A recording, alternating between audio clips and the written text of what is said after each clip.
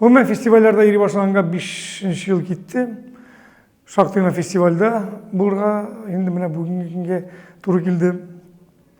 Шуларның менә Бухенер фестивале Татарстан театр линиясында зур бер күренештен вакыйга. Ул ел ахырында инде нәтиҗә ясап була. Чыгарган спектакльләрне күрсәтергә җиңелрәк.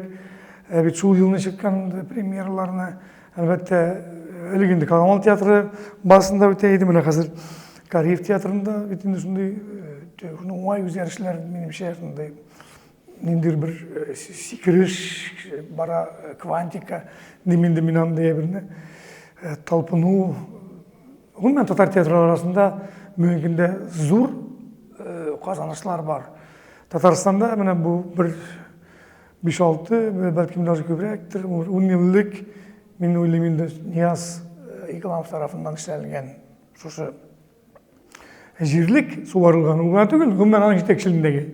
Чөнки күпчелек аны сүктеләр беренче чиратта. Нигә менә бөтен Мәскәү театрларына ярып, фестивальләргә ирисез, татар тамашасын югалтасыз дип андый әйтүләр дә күп булды. Мондый фестивальләр күбрәк булсын иде Татарстанда.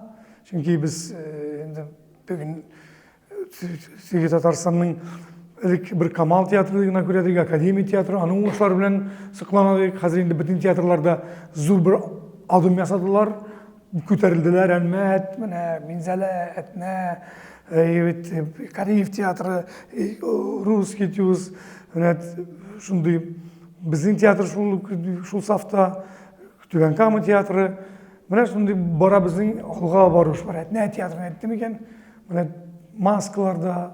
Гомумән, мин бар әлбәттә әйтүчеләр күп булды. Минем кылакка гына да үзара сөйләшкәндә дә нәрсә кирәк инде ул татар театрына, ул фестивальләр. Без үзебезнең татарлыкны саклап кала алсак, шул зур казаныш дип сөйләүчеләр дә булды.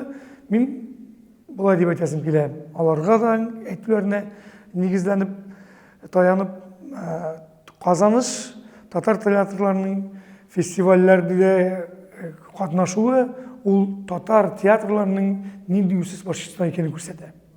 Шуның өчен кирәк. Рәхмәт. Менә әлеге ак килгән спектакль турында нәрсә әйтә аласыз? Бу спектакль урыс телендә, безнең моның өчен күп сүктеләр, но бит беләс вазгыять шундыйрак.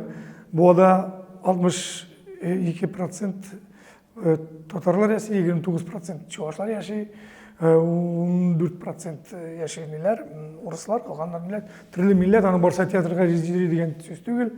Без инде бу Муму әсәрен Тургеневның шул Муму әсәрен эчтә калдырып, әнисенең хатлары белән сугарып, тагы да байытып, тамашачыга бирдек. Моның белән без быел Европада Славия дигән фестивальдә Белградта гран-при алып кайттык.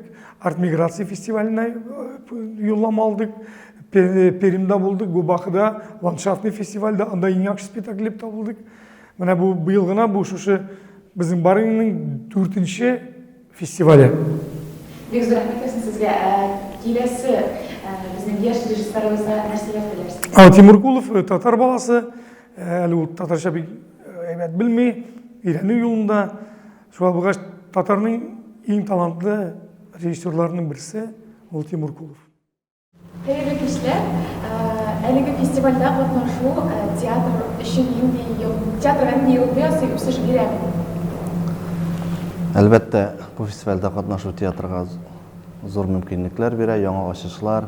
Беренчедән инде без үзебезнең коллегаларның эшен күрәбез, үзебезнең бергә дуслашып эшли торган театрларның яңа эшләрен күрәбез. Һәм инде әлбәттә башлап килүче режиссерлар өчен бу бик зур һәм кирәкле фестиваль дип уйлыйм. Без инде бүген Казанга бу фестивальгә Шыңгыз Айтматовның Җәмилә әсәрен алып килдек. Без алып килгән әсәрнең режиссеры Чаллы егете Тимур Кулов. Безнең яшь режиссерларыбызга ниндирәк теләкләрегез булыр икән? Фестивальдә катнашучыларга иң яхшы теләкләр, чөнки инде алар берсе үзләренең эшләрен күрәләр һәм шуның белән канатланып кайталар. Уңышлар, фестивальгә уңышлар, безнең Татарстаныбызның театрларына бик зур уңышлар.